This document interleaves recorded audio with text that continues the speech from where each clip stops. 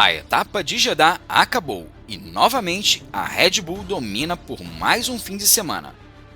Você já está sabendo da confusão com as penalidades da Aston Martin e do Fernando Alonso, mas será que as coisas ficaram realmente claras? Fica por aqui que eu já vou te contar. Fala meus amigos, para quem não me conhece, eu sou o Léo do canal Downforce e hoje nós vamos ver 10 coisas que aprendemos com o GP da Arábia Saudita e que temos de ficar de olho.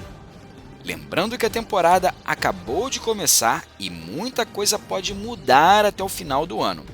Então já pega papel e caneta para não perder nenhum ponto. Mas antes disso, eu tenho que te pedir a sua ajuda. Se você tem curtido o conteúdo que a gente tem preparado para você, aproveita para fortalecer essa comunidade. Não perde tempo e se inscreve aqui nesse canal, porque tem saído muita informação de qualidade por aqui, séries exclusivas, análises e muito mais. Você não pode ficar de fora disso. Outra coisa, aproveita agora e já deixa o seu like nesse vídeo também. É extremamente empolgante e muito importante para a gente saber que você está gostando do material que preparamos para você. E para melhorar, no final do vídeo, compartilha com a galera que gosta de Fórmula 1, beleza? Então, bora lá! Pela segunda vez seguida, a Red Bull deu um show com Sérgio Pérez liderando o GP da Arábia Saudita. Só que dessa vez a história foi um pouco diferente da última corrida do Bahrein, porque foi a primeira vez que o Pérez ficou na frente do Verstappen, desde que eles são colegas de equipe. Isso aconteceu em parte por causa de um problema no carro do holandês durante a qualificação que o obrigou a largar em 15º lugar e a fazer uma corrida de recuperação. Mas o que chamou mais a atenção é que o Verstappen não conseguiu ultrapassar o Pérez, o que deixou todo mundo especulando sobre uma possível rivalidade entre os dois.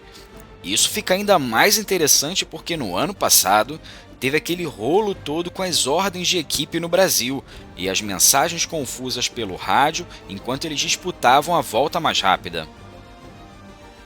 Enfim, além disso, tem vários pontos que aprendemos com essa corrida caótica pelas ruas de Jeddah. Então, bora conferir agora. Sérgio Pérez segue colado em Verstappen na disputa pelo título desse ano. O mexicano liderou a corrida e mostrou que tem um ritmo muito bom. Ele até teve um início meio complicado, mas depois recuperou o tempo perdido e segurou o Verstappen. Se continuar assim, a briga entre os dois pilotos da Red Bull pode ser épica, relembrando os tempos de Nico Rosberg e Lewis Hamilton. Christian Horner, o chefe da equipe, disse que essa foi a melhor corrida do Pérez. Mas será que ele esqueceu do GP de Sakira em 2020? Naquele dia, Pérez fez uma corrida de recuperação brilhante depois de ser jogado para fora da pista por Charles Leclerc, ficando na 18ª posição e acabando em primeiro lugar. Mas voltando para a corrida na Arábia Saudita, Pérez teve um começo meio lento e até deixou o Fernando Alonso passar. Mas logo ele recuperou a posição e foi só alegria daí para frente. Verstappen até tentou se aproximar, mas Pérez estava impossível e conseguiu manter a liderança até o final. Será que essa vitória foi só um lampejo de brilhantismo relembrando 2020? Ou será que o Pérez pode continuar desafiando o Verstappen? Bom, a gente está torcendo pela segunda opção. E você? Outro ponto relevante ainda sobre a Red Bull é que ela manteve sua superioridade em relação à Ferrari nas retas. Todo mundo estava falando que a Ferrari poderia dar trabalho para a Red Bull nessa corrida, já que eles tinham mexido no carro para melhorar a velocidade máxima em detrimento do downforce. Mas não foi bem assim. Na verdade, a Red Bull dominou nesse quesito com seus pilotos marcando uma vantagem de quase 4 km por hora na reta principal na qualificação e freando com uma diferença de 7 km por hora no fim da reta em relação à equipe de Maranello. A Ferrari até saía mais rápido das curvas, mas logo perdia a velocidade. Alguns até especularam que a Ferrari poderia estar limitando a potência do motor por conta de problemas de confiabilidade, mas o chefe de equipe, Fred Vasseur, não deu muita informação depois da corrida. De qualquer forma, não foi o resultado que a escuderia precisava. A segunda maior discussão após a corrida dominante da Red Bull foi a ascensão da Aston Martin na ordem competitiva, que já havia sido observada no Grande Prêmio do Bahrein.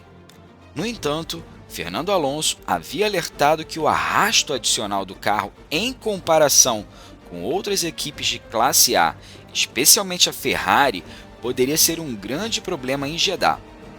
Mas, com base no que aconteceu na corrida de domingo, a equipe pode ficar confiante de que será capaz de competir regularmente com as Ferraris e também com os carros pretos da Mercedes. Embora a penalidade de Leclerc tenha anulado o desempenho de classificação do monegasco, não significa que, diante do que vimos no domingo, ele poderia fazer algo extraordinário largando à frente de Alonso. Vale lembrar que os carros da Ferrari continuam tendo de lidar com problemas sérios com o desgaste dos pneus, especialmente os pneus duros. A Aston Martin, pela segunda vez consecutiva, não teve esse problema. Alonso conseguiu ganhar tempo em relação a George Russell até o final da corrida, mesmo com a saga da penalidade do espanhol pairando sobre a equipe. Embora não houvesse chance de impedir que os carros da Red Bull ultrapassassem, a velocidade de classificação e a habilidade de preservação dos pneus de Alonso sugerem que, se a Aston Martin conseguir acertar tudo e a Red Bull não, ou talvez em uma pista estreita como em Mônaco, a chance de conquistar uma vitória sensacional certamente existe. Agora, parece que a Ferrari está percebendo que não é mais nem a segunda melhor equipe. O aumento de força da Aston Martin na gestão dos pneus em 2023 é apenas o quanto esse fator está prejudicando a Ferrari.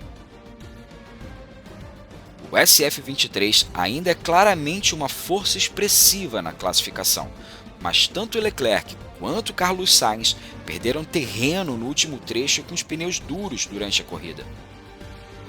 Isso aconteceu depois que Leclerc parecia estar correndo bem com os pneus macios, que ajudaram na seção da 12ª posição no grid durante o primeiro trecho, enquanto Sainz pelo menos conseguia acompanhar as Mercedes e as Aston Martins à frente com os pneus médios. Mas as dificuldades da Ferrari nos pneus duros, depois que eles perderam a posição antes do safety car, aparentemente sugerem para Sainz que sua equipe nem mesmo é a segunda melhor em termos de potencial geral da Fórmula 1, um grande contraste em relação a essa época 12 meses atrás, disse o Sainz. Estou um pouco surpreso, porque depois da sexta-feira e antes do fim de semana, achei que tínhamos uma chance de ser a segunda força aqui em Jeddah. Mas acho que o último trecho com os pneus duros prova que ainda temos muito trabalho a fazer e que temos uma fraqueza na corrida e que precisamos esperar pelos desenvolvimentos para ver se podemos melhorar essa fraqueza. Russell novamente começa forte em relação a Hamilton. Dessa vez eles não tiveram problemas com o carro. Mesmo com um ritmo lento em relação aos primeiros, eles ainda estavam na disputa pelo pódio e Russell chegou a ficar em terceiro lugar por um tempo. Aí teve toda aquela confusão com a punição do Alonso, mas o fato de que Russell teve que ir para a coletiva de imprensa depois da corrida mostrou que pelo segundo ano seguido ele está começando a temporada melhor do que Lewis Hamilton. Russell disse que a Mercedes deu um passo na direção certa em relação à Red Bull, com algumas mudanças no carro, e ele também se saiu muito bem na qualificação. Ele largou na frente do Hamilton de novo e ainda conseguiu abrir uma boa vantagem no final da corrida. Claro que eles estavam com estratégias de pneus diferentes, mas na primeira corrida no Bahrein, Hamilton tinha sido mais rápido que Russell. Vale lembrar que Hamilton está com dificuldades de se adaptar ao carro e isso está afetando a confiança dele. Mas isso não tira o mérito do Russell, que está começando a temporada muito bem. Por isso, vamos ficar de olho nesse jovem prodígio. Alonso cometeu um erro na largada, posicionando o carro muito à esquerda do espaço destinado à sua posição no grid. E isso foi só o início que acabou gerando um incidente maior depois. Isso porque o mecânico responsável por levantar o carro da equipe Aston Martin tocou no carro de Alonso antes dele completar a punição de 5 segundos que recebeu por causa do erro na largada. Circunstâncias bem parecidas com o que aconteceu com Esteban Ocon no GP do Bahrein, que na ocasião levou uma penalidade de 10 segundos. Mas a punição de Alonso foi retirada mais de 3 horas depois, quando a Aston Martin argumentou que havia o entendimento de que os mecânicos podiam tocar nos carros para guiá-los durante as paradas no pit stop, mesmo durante a punição. Ou seja, a regra em questão não é tão clara como muitos pensam, e a Aston Martin mostrou 7 outros casos parecidos em que a mesma coisa aconteceu e em nenhum desses casos houve punição. Em um comunicado oficial, a FIA disse que vai rever a regra antes da próxima etapa no GP da Austrália. Mas todo o incidente gerou mais uma polêmica sobre a implementação das regras pela federação, algo que sempre foi considerado uma questão clara e objetiva pelos técnicos da Fórmula 1. E por falar em FIA, outra polêmica em torno da segunda punição do Alonso foi quanto tempo levou para ser inicialmente emitida. 20 minutos depois da corrida ter acabado e depois que o espanhol já havia completado a cerimônia do pódio. O fato de tantos espectadores e telespectadores não terem conhecimento da mudança subsequente, caso a punição tivesse sido mantida, gerou muita confusão. Se você espera depois do pódio, algo está muito errado no sistema, mas é assim que é, disse Fernando Alonso. Eu sinto muito pelos fãs, mas eu realmente gostei do pódio. Eu tive o troféu, tirei fotos, comemorei com champanhe e agora, ter 15 pontos ou 12 pontos realmente não muda muito para mim. Mas é um pouco triste para a FIA. Também não é justo para o George, porque eu acho que os patrocinadores da Mercedes adorariam estar no pódio, disse ele ironizando o desempenho das Mercedes até agora. No final das contas, é melhor obter o resultado correto. Não importa o quanto tempo leve, especialmente uma divisão de automobilismo tão complexa. Mas a frustração inicial com a duração da saga da segunda punição do Alonso levou 5 horas e 12 minutos no total, desde o início da corrida até a divulgação do resultado final, e isso realmente é inadmissível. Agora vamos falar da AlphaTauri. Considerando que Tsunoda teve 2 acidentes constrangedores em sua segunda temporada na Fórmula 1 em 2022 e que a AlphaTauri começou tão mal de ritmo em 2023, o chefe da equipe Franz Tost declarou surpreendentemente que não confia nos engenheiros da equipe, e a pressão nesse caso recaiu totalmente sobre o piloto japonês que está no 3º ano da Fórmula 1, Yuki Tsunoda. O simpático corredor japonês superou seu novo companheiro de equipe Nick De Vries no Bahrein e em Jeddah quase conseguiu brilhantemente conquistar um ponto. Tsunoda foi favorecido pelo momento muito oportuno do período do safety car, que permitiu que ele fosse o primeiro piloto em posição de fazer uma parada quando ele foi acionado. E isso colocou-o em 8º lugar à frente da dupla das Alpines, e que, embora ele inevitavelmente os tenham conseguido superar, por 20 voltas conseguiu resistir a Kevin Magnussen.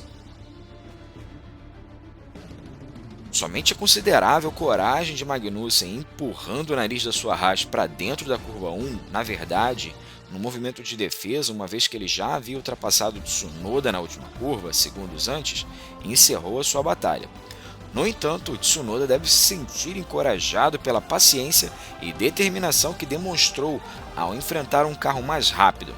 Agora ele precisa demonstrar tal brilhantismo de forma consistente e dar o típico salto de 3º ano que os melhores pilotos conseguem. A McLaren parece estar sofrendo um período de má sorte no início de 2023. Depois de um pesadelo de confiabilidade no Bahrein, dessa vez o azar foi por conta de danos por acidente. Logo no início da corrida, um pedaço da asa traseira direita do MCL60 de Piastri voou e bateu no lado esquerdo do bico do Lando Norris, depois que o australiano se envolveu em incidente com Pierre Gasly. Isso forçou ambas as McLarens a fazerem um pit stop em voltas sucessivas. Essas paradas muito cedo as confinaram a lutar no final do pelotão, quando o carro tinha o mesmo ritmo apresentado no Q3, como fez Piastri. Já na quali, Norris não teve a mesma sorte depois de cometer um erro grave, tocando um muro na última curva, danificando a direção e o forçando a sair no Q1. Pelo menos Piastri está mostrando os sinais de seu potencial fantástico das Fórmulas Juniores, ao lutar com Norris durante a batalha no final da corrida com Logan Sargent. E tudo isso com pneus duros que tinham quase 50 voltas de uso. É uma pena que tenha sido apenas pela 15ª posição. Embora a Fórmula 1 tenha escapado de sua visita a Jeddah sem nenhum acidente dessa vez, a natureza da alta velocidade da pista ainda é algo problemático. Acidentes são sempre um risco quando se trata de correr com máquinas tão rápidas em uma pista cercada por muros. Mas quando se trata de treinos e classificação, as curvas cegas de Jeddah continuam a ser um perigo de acordo com alguns pilotos. Isso é especialmente considerando o enorme potencial de diferença de velocidade entre pilotos em voltas lentas contra pilotos que estão em volta rápida. Mesmo os organizadores do evento abrindo algumas curvas, movendo barreiras, ajustando as zebras e tornando a pista mais larga em alguns lugares, o clima de insegurança ainda é grande. Mas e aí? Conta pra mim, o que você achou desses pontos que dividimos hoje com você? Qual ponto você acha que faltou a gente falar? Deixe o seu recado que estarei respondendo a cada um de vocês. E eu vou ficando por aqui. E você, tá pronto?